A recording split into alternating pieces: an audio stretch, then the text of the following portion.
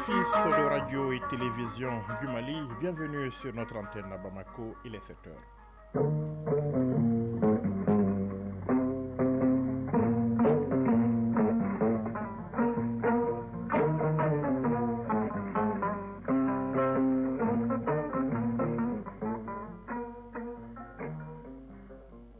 Le journal Yaya Konaté. Dans l'actualité de ce lundi 3 février 2025, pour un système de santé plus résilient au Mali, un projet vient d'être lancé. Kenaya Iriwali, c'est son nom. Il envisage de construire ou de réhabiliter des centres de santé dans les zones les plus reculées, de les équiper, de former les professionnels de santé, entre autres. En 5 ans, 15 millions de Maliens devraient être touchés par l'impact de Kenaya Iriwali, à suivre dès le début de ce journal. L'actualité dans l'espace AES, le Burkina Faso va construire 55 centres médicaux communaux et 5 blocs de réanimation dans la province de la Comoé. Au même moment, l'activiste burkinabé Ibrahim Maïga apporte son soutien aux autorités nigériennes dans leur combat pour la souveraineté de leur pays. Il a été reçu par le président Tchani. Sur la scène internationale, le monde borde une guerre commerciale face aux lourdes sanctions imposées par Donald Trump. Le Mexique et le Canada repliquent avec fermeté. L'Union européenne de son côté se prépare. Trump n'a pas caché son intention d'imposer des droits de douane à l'UE également. Il est important de ne pas diviser le monde par de nombreuses barrières douanières, déclare le chancelier allemand. Le cri de cœur des acteurs de l'hydraulique dans notre pays: nos cours d'eau vont mal, nos ressources en eau s'amenuisent, les changements climatiques sont passés par là et le peu qui reste est affecté, pollué, voire empoisonné par l'activité humaine. Fléau parmi les fléaux, l'orpaillage par drague devenu un véritable casse-tête, c'est le dossier de ce journal. Les sports du foot, le championnat national de Ligue 1, la 11e journée s'achève cet après-midi. Hier, c'était l'épilogue de notre championnat au niveau national, celui du beach volley. Sur la scène internationale, le championnat du monde de handball masculin a également pris fin hier et c'est le Danemark qui s'est adjugé le trophée. Mesdames, Messieurs, bonjour. Un projet, Kenaya Iriwali, traduction, promotion de la santé, une enveloppe, 77 milliards de francs CFA, un objectif, renforcer la résilience du système de santé et améliorer l'accessibilité aux services essentiels, surtout pour les femmes et les adolescents. Le projet a été lancé ce week-end. Il envisage de construire ou de réhabiliter des centres de santé dans les zones les plus reculées, de les équiper, de former les professionnels de santé, entre autres. 15 millions de Maliens devraient être touchés par les impacts de ce projet qui s'installe au Mali pour une durée de 5 ans. Abibatou Koyanjakite. Aris Kenaya Iriwali est un projet mis en œuvre pour faciliter l'accès d'une frange de Maliens aux soins de santé de qualité.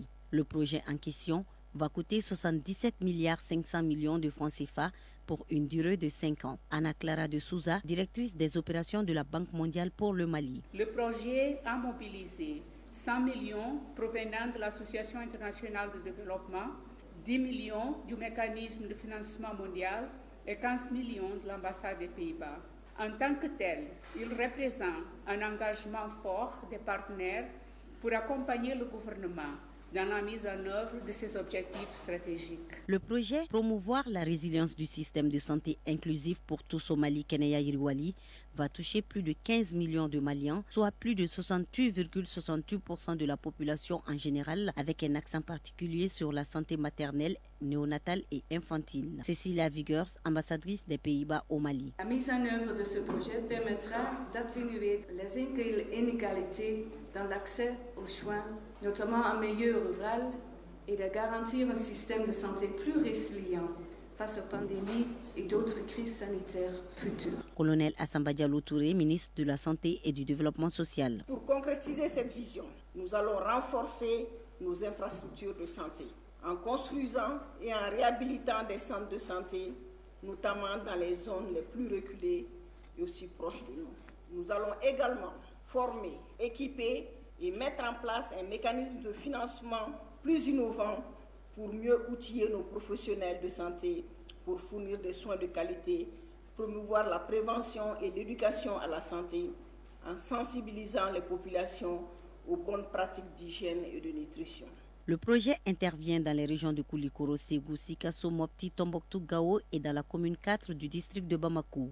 Il sera piloté par une équipe d'experts dirigée par le docteur Ousmane Habib Diallo. Oui, la santé, c'est aussi la qualité de l'eau que nous consommons. Le programme spécial d'aide aux associations et fondations fait de l'accès à l'eau potable son combat. C'est un programme conçu par le gouvernement pour atténuer les effets du départ de certains partenaires. Il vient de mettre à la disposition des 6 communes du district de Bamako et de celles du cercle de Sibi une 50aine de forages. La inauguration de ces ouvrages a eu lieu à Wenzendougou, Barakissa Ouattara. L'accès à l'eau potable n'est plus un luxe pour la population de Wenzendougou dans la commune rurale du Mandi.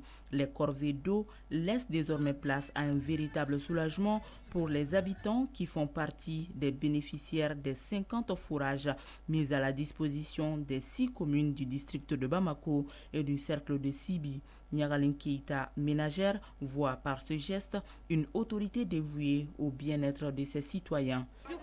Dieu seul sait combien nous sommes reconnaissants pour ce forage. Nos enfants et nous souffrions énormément durant le mois de Ramadan. Merci aux donateurs. Ces forages sont financés par le PESAF, programme spécial d'aide aux associations et fondations. Il s'agit d'un programme d'urgence élaboré sur initiative des autorités de la transition pour soutenir les associations, ONG et fondations ayant subi les effets de l'arrêt des financements de certains bailleurs de fonds. Dramé Mariam Diallo, coordinatrice du PESAF. Ces forages vont soulager des millions de femmes et d'enfants de corvées d'eau. Ils contribueront aussi à améliorer la santé et l'hygiène. J'invite les parents à alléger les corvées des filles et leur permettre de poursuivre leur éducation scolaire. C'est aussi l'occasion de rappeler aux bénéficiaires cette eau de l'utiliser avec parcimonie et rigueur. C'est donc un défi que le Mali est en train de relever, dira le ministre délégué auprès du Premier ministre chargé des réformes politiques et du soutien au processus électoral, Mamani Nassiri. Ce programme a été initié en réponse à certaines adversités pour dire que le Mali est attaché à sa souveraineté et que toutes les fois qu'il y a l'hostilité, nous sommes prêts à répondre en mettant en avant notre souveraineté. Ce don des 50 forages du PESAF a été précédé de plusieurs autres, dont le plus récent à Sibi a concerné 4 ambulances offertes à 4 communes.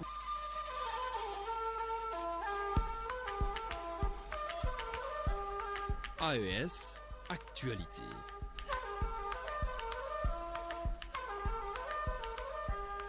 7h06 à Ouagadougou et à Bobo-Dioulasso, l'actualité dans l'espace AES. Le Burkina Faso, la province de la Comoé, sera dotée très prochainement de centres médicaux, communaux et de blocs de réanimation. C'est une initiative présidentielle qui vise à moderniser les infrastructures sanitaires et à offrir un système de santé de qualité à tous les Burkinabés. Le lancement officiel des travaux de construction de 55 centres médicaux communaux et de 5 blocs de réanimation a eu lieu en fin de semaine dernière dans la commune de Bérégadougou, Fidel Sow de la Radio nationale du Burkina Faso. Développer et moderniser les infrastructures sanitaires avec un système de santé de qualité accessible à tous les Burkinabés, c'est tout l'enjeu de cette cérémonie de lancement officiel de construction des travaux de 55 centres médicaux communaux et 5 blocs de réanimation à la faveur de l'initiative présidentielle pour la santé à Bérégadougou. Pour le directeur de cabinet du président du Faso, le capitaine Anderson Meda, cette cérémonie marque la concrétisation d'une vision. Le gouvernement a adopté le 3 juillet 2024 le décret portant création de l'initiative présidentielle pour la santé pour une durée de 5 ans. Il s'agit, à travers cette initiative, de développer et moderniser les infrastructures de santé tout en renforçant l'offre et la qualité des soins au Burkina Faso pour tous les Burkinabés, où qu'ils soient. Selon le ministre de la Santé, Robert Lucien Kargougou, une nouvelle page s'ouvre dans l'histoire du système de santé au pays des hommes intègres à la faveur de cette cérémonie. Cette cérémonie va rentrer dans l'histoire de notre pays parce qu'elle consacre la transformation effective des centres de santé de promotion sociale, chefs-lieux de commune en centres médicaux communaux. Elle traduit encore une fois la vision du chef de l'État qui est de faire en sorte que tous les Burkinabés et notamment le Burkinabé lambda puissent avoir un accès équitable à des soins et services de santé et de nutrition de qualité partout où ils se trouvent. La santé des Burkinabés est l'une des grandes priorités du chef de l'État cas, selon le coordonnateur national de l'initiative présidentielle pour la santé, Drissa Traoré. Conscient que l'accès aux soins de qualité est un droit fondamental et un pilier du développement, le président du Faso a engagé notre nation dans une dynamique ambitieuse pour doter notre pays d'infrastructures modernes et adaptées aux besoins des populations. La réalisation de ces 55 centres médicaux communaux va s'étendre sur 5 années sur toute l'étendue du territoire national. Pour l'année 2025, une vingtaine de centres médicaux, 2 unités de hémodialyse, 5 blocs de réanimation et un institut de cœur seront réalisés. Et la pose de la première pierre du centre médical communal de Bergadougou a mis un terme à cette cérémonie. Cap à présent sur Niamey, il est journaliste, il a fait de l'AES son combat. L'activiste burkinabé Ibrahim Maïga était à Niamey, au Niger. Il a été reçu par le président du Conseil national pour la sauvegarde de la patrie, chef de l'État, le général de brigade Abdurrahman Tchani, soutien total au peuple du Niger sur la voie de sa souveraineté retrouvée. Ibrahim Maïga, sa sortie d'audience au micro de Madjinta Dan Malam de la radio nationale du Niger. Depuis un certain temps, comme vous le savez, pour ne pas dire depuis des décennies, nos nations souffrent d'une attaque très barbare qui endeuille les familles. Il a fallu que les fils dignes de nos nations répondent à l'appel de nos peuples pour mettre fin à la cacophonie et faire une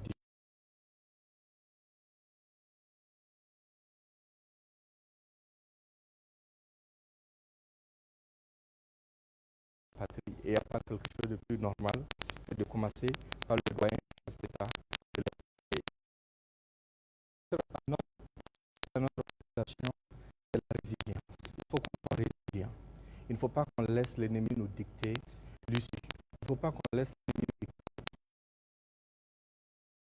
Il y a des façons malicieuses qui ont tendance par moment, à chaque fois que nos larmes coulent, qu'ils essayent d'exploiter ça contre nous. Ils essayent de retourner notre propre douleur contre nous. Quand ton frère tombe, ta responsabilité, c'est de voir comment est-ce que tu vas le venger.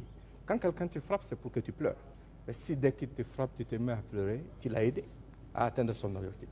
Nous sommes agressés et nous devons soutenir, vaille que vaille, nos dirigeants. On ne doit écouter aucune cacophonie. Nous avons tout expérimenté. Nos frères sont tombés pour ça. D'autres sont dans le froid, sous le vent, sous le soleil, pour cette même cause. Il y a des veuves qui ne verront plus jamais leur mari. Il y a des orphelins qui sont là aujourd'hui, qui ne peuvent même pas avoir ce qu'il faut pour manger le soir ou aller à l'école. Pourquoi ? Parce que leurs parents ont tout donné pour cette cause, pour nos nations, pour notre survie. Nous devons au moins être dignes de leur sacrifice, en restant debout, dignes et en continuant le combat.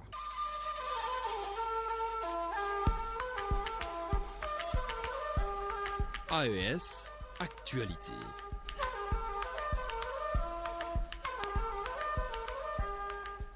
Il est 7h12, faisons à présent un petit tour d'horizon de l'actualité hors espace AES. Le Rwanda, favorable à un sommet conjoint entre les pays d'Afrique australe et la communauté d'Afrique de l'Est. Kigali fait savoir qu'il soutiendra toute solution qui va dans le sens de la recherche de la paix par les pourparlers, par les négociations, à part peut-être le gouvernement congolais. Tout le monde est convaincu que ce problème ne sera pas résolu par la voie militaire, déclare ainsi le porte-parole du gouvernement rwandais qui rejette également les accusations portées par le président burundais Evariste Ndayishimiye. Dans un discours prononcé samedi dernier, donc, celui-ci a dit redouter que le conflit en RDC ne conduise à un embrasement de toute la région, disant craindre que la guerre arrive même au Burundi si le Rwanda continue à réaliser des conquêtes. Un rapport accuse la Tunisie d'avoir vendu des migrants à la Libye, présenté pour la première fois au Parlement européen mercredi dernier. Le rapport intitulé « Traite d'État, expulsion et vente de migrants de la Tunisie vers la Libye » révèle une nouvelle facette du traitement déjà peu reluisant réservé par les deux pays aux migrants, notamment originaires d'Afrique subsaharienne. Le document contient 30 témoignages de personnes expulsées de la Tunisie vers la Libye entre les mois de juin 2023 et de novembre 2024. Tous révèlent des cas de vente d'êtres humains aux frontières tuniso-libyennes ainsi qu'une interconnexion entre l'infrastructure qui se trouve derrière les expulsions de Tunisie et l'industrie de l'enlèvement dans les prisons libyennes libyenne. La présentation du texte devant le Parlement européen en milieu de semaine dernière avait pour objectif de rouvrir 2 débats relatifs à la responsabilité de l'Union européenne et de ses États membres. Le premier dans la mise en danger de mort ou d'esclavage des personnes en déplacement. Le second concernant le statut de pays sûr accordé à la Tunisie et à son rôle de partenaire dans la gestion des frontières extérieures de l'Union européenne.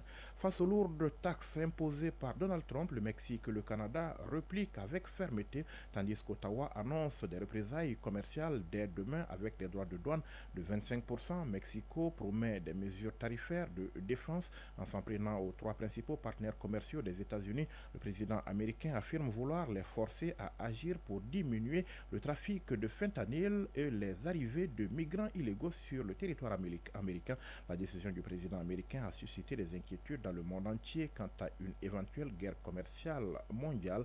L'Union européenne suit la situation de très près car Trump n'a pas caché son intention d'imposer des droits de douane à l'Union européenne également, une mesure que les dirigeants rejettent déjà. Il est important de ne pas diviser le monde par de nombreuses barrières douanières, a déclaré le chancelier allemand après avoir rencontré le premier ministre britannique au Royaume-Uni. L'Europe qui, pour la première fois aujourd'hui, organise un sommet exclusivement consacré à la question de sa défense. Le secrétaire général de l'OTAN, le premier ministre britannique et les 27 dirigeants des pays de l'Union européenne ont rendez-vous à Bruxelles pour un sommet informel prévu depuis la fin du mois de novembre à la suite de l'élection de Donald Trump aux États-Unis. La réunion doit se pencher sur la plus grande responsabilité que l'Union européenne, que l'Europe doit endosser pour assurer sa propre sécurité, même s'il n'a pas vocation à déboucher sur des décisions concrètes. Le sommet doit permettre de fixer un cap et d'acter le besoin d'une défense européenne plus autonome. Le Proche-Orient, le premier ministre israélien Benjamin Netanyahou est arrivé dans la capitale depuis l'investiture de celui-ci entre les 2 pays. Cette visite coïncide avec la reprise prévue cette semaine des négociations par médiateurs interposés entre Israël et le Hamas sur la 2e phase du cessez-le-feu à Gaza, censé permettre la libération des derniers otages retenus par le mouvement islamiste palestinien et la fin de la guerre provoquée par celui-ci le 7 octobre 2023. Netanyahou doit s'entretenir ce lundi à Washington avec Steve Witkoff, envoyé spécial de Donald Trump pour le Moyen-Orient, qui parlera ensuite dans la semaine avec le premier ministre du Qatar et de hauts responsables égyptiens qui assurent la médiation aux côtés des États-Unis. Selon les estimations, le Hamas détiendrait encore une 50aine d'otages morts ou vivants au terme des libérations intervenues au cours de la première phase du cessez-le-feu entrée en vigueur mi-janvier. Retour ici au Mali et nous allons parler à présent hydrographie à l'échelle nationale. Le Mali, c'est 2 grands fleuves, le Niger et le Sénégal, avec leurs affluents. Le Niger qui traverse le pays sur 4200 km est une véritable artère nourricière. J'y arrive. Est une véritable artère nourricière, sauf que les ressources en eau s'amenuisent à cause des changements climatiques et le peu qui reste est affecté, pollué, empoisonnés par l'activité humaine. Parmi ces activités qui nuisent à nos cours d'eau, l'orpaillage par drague, un véritable fléau parmi les fléaux. Du coup, Awa Adama Koulibaly, les acteurs que vous avez rencontrés ne savent plus où donner de la tête. Lorsque le grand bateau Tombouctou levait encore son ancre sur le fleuve Niger pour relier le nord, le centre et le sud du Mali, on pouvait s'y abreuver sans une once d'inquiétude. Aujourd'hui, impossible d'y songer. Ça, c'est l'orpaillage. C'est dû à l'activité d'orpaillage. C'est surtout l'orpaillage, donc à travers les dragues. Du gris clair, les eaux du fleuve ont viré à l'ocre, prenant ainsi les couleurs des substances nuisibles qui y sont déversées jour après jour. Fatoumata Yaro, directrice du laboratoire national des eaux. Il y a les déchets solides, il y a les déchets liquides. Ça, c'est une forme de pollution des eaux. Et ensuite encore, on peut les classer par composition, ça veut dire les polluants organiques, les polluants chimiques. La dégradation de la qualité de l'eau du fleuve et des cours d'eau est due en grande partie aux activités humaines. Khalifa Traoré ingénieur protection et gestion des écosystèmes à l'agence du bassin du fleuve Niger. Il y a un phénomène majeur qui est l'ensablement. Indépendamment de cela, il y a d'autres activités, notamment les pollutions industrielles. Nous voyons qu'il y a les produits de teinturerie qui sont déversés souvent dans le cours d'eau. Ces 10 dernières années, la situation s'est empirée, atteignant un seuil très critique. Fatoumata Yaro,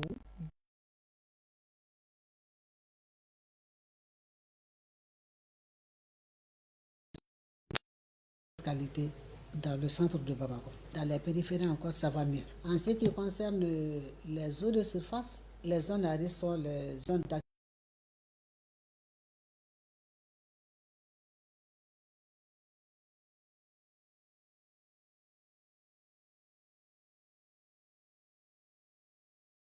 dont 1700 au Mali, le fleuve Niger est pourtant policier du pays. Mamadou Traoré, directeur de la production d'eau à la Somagep.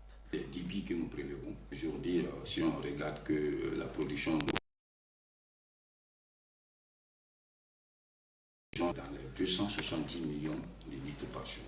Djibroni par là où nous sommes actuellement, là, donc la production journalière donc, va jusqu'à 130 millions.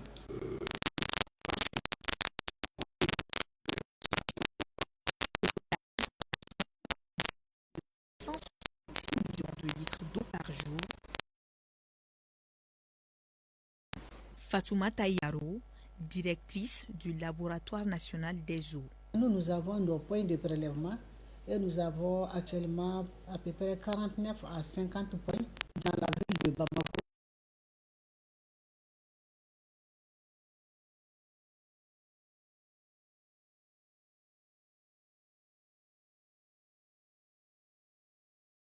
Même ça risque de jouer beaucoup sur ça dans le futur si on ne prend pas garde. Si l'eau n'est pas de bonne qualité, donc ils doivent traiter encore, donc ça.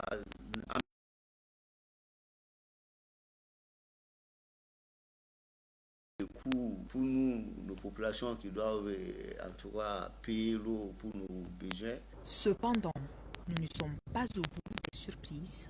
D'ores et déjà, le fleuve perd en débit pendant les grandes sécheresses. Une bonne partie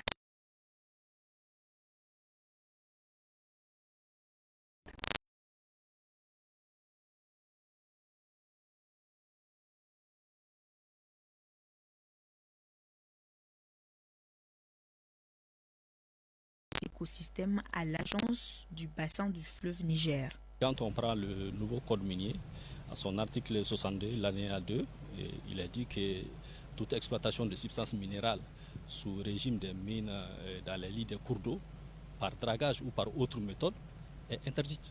Donc l'activité est formellement interdite. En termes de solutions adéquates à la préservation des ressources en eau, la sensibilisation a déjà montré ses limites. Khalifa Traoré, ingénieur protection et gestion des écosystèmes à l'agence du bassin du fleuve Niger. Au-delà des séances de sensibilisation et autres, il faut aller à l'application des textes. Navon Sissé, président du partenariat national de l'eau. Il faut prendre les taureaux par les cornes, réglementer cette activité et utiliser certainement des nouvelles techniques aussi pour la séparation de l'or et du minerai, autre que l'utilisation de ces produits toxiques. Un tableau sombre et désolant.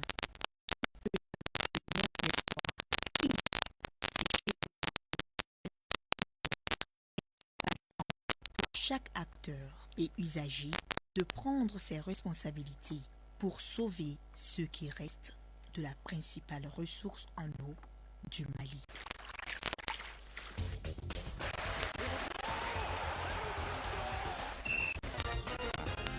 Oui, bien évidemment, quand il s'agit de sport, c'est Fotigui qui prend ses responsabilités, la qualité des sports, avec Fotigui Tonkara. Bonjour Fotigui. Bonjour Yakounate, bonjour à tous. Et nous allons commencer par le championnat national de Ligue 1. La 11e journée, s'achève cet après-midi. Oui, la 11e journée du championnat national Ligue 1 professionnel Orange qui sera donc bouclée ce lundi avec un seul match au programme. Cette ultime journée, cette ultime rencontre de la 11e journée mettra aux prises Les 11 créateurs de Niarla et l'US Bougouni, ce sera au stade Mamadou Kounaté à partir de 16h. Dans les matchs au sommet de cette 11e journée hier, le Djilba AC a disposé de l'AS Hiral de Bamako par le score de 3-0. C'est pas ce même score 3-0 qui a fait à dominer l'AS Police. Le stade Malais de Bamako a été tenu en échec par l'AS Bakardian Barawili, un but partout. Autre résultat de cette 11e journée, l'ISFAS a dominé Binga FC 3-2 pour consolider sa place de leader avec désormais 20 points et larguer son dauphin, l'US Bougouba, donc qui n'a pu faire que mieux qu'un match nul, un but partout face au FC Diara.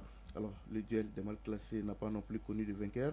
Les étoiles du Mandé et l'AS Crofina se sont également neutralisés un but partout. Le championnat national de beach volley, la première édition, a connu son épilogue hier au stade du 26 mars. Oui, avec notamment la victoire du centre de formation de Dorabougou en Dame et le succès de l'AS Commune 4 chez les hommes en finale disputée hier au stade du 26 mars de Rimodio chez les dames.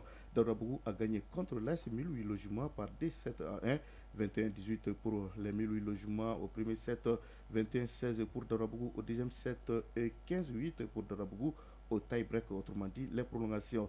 Tandis que chez les hommes, l'AS Commune 4 a battu l'ISFAS par 2-7-0, 21-16 et 21-11, organisé par la Fédération malienne de volleyball. L'objectif de ce championnat est donc de promouvoir dans notre pays ces sports, la pratique donc de ces sports sur sable, le volleyball des plages.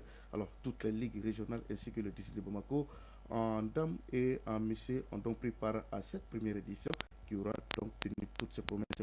Alors pour plus de détails, je vous propose d'écouter Modi Kouma, président de la commission de beach volley de la Fédération malienne de volleyball. Il est au micro de Awakam Sobo. Le niveau est très bon, vraiment. J'ai été surpris par certains joueurs que j'avais jamais vu au beach. Ils jouaient plutôt le volleyball indoor. Ils ont vraiment montré un haut niveau de compétition. Voilà, Fotigué, on va terminer par les championnats du monde de handball masculin en Norvège, en Croatie et au Danemark. La compétition a pris fin hier avec le sacre du Danemark. Ah oui, absolument, toujours en sport. Demain, le Danemark s'adjuge le trophée du championnat du monde de handball masculin. En finale disputée hier à Oslo, en Norvège, le match a 32-26. Les Danois confirment ainsi leur suprématie sur le handball mondial en remportant leur 4e titre mondial consécutif.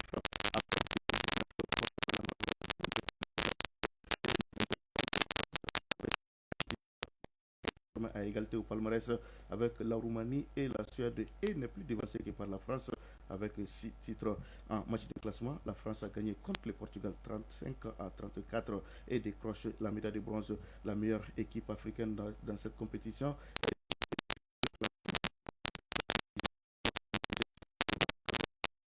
L'Algérie est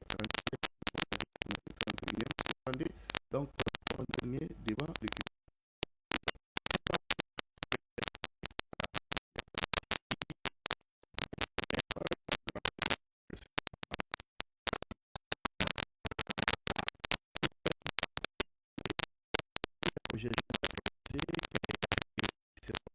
Il envisage de construire ou de réhabiliter des centres de santé dans les zones les plus reculées, de les équiper, de former les professionnels.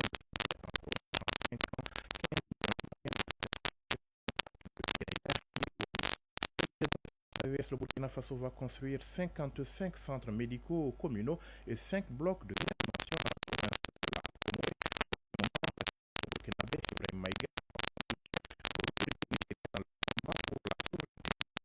qu'il a été reçu par le président Tchani sur la scène internationale. Le monde au bord d'une guerre commerciale face aux lourdes sanctions imposées par Donald Trump, le Mexique, le Canada replique avec fermeté. L'Europe de son côté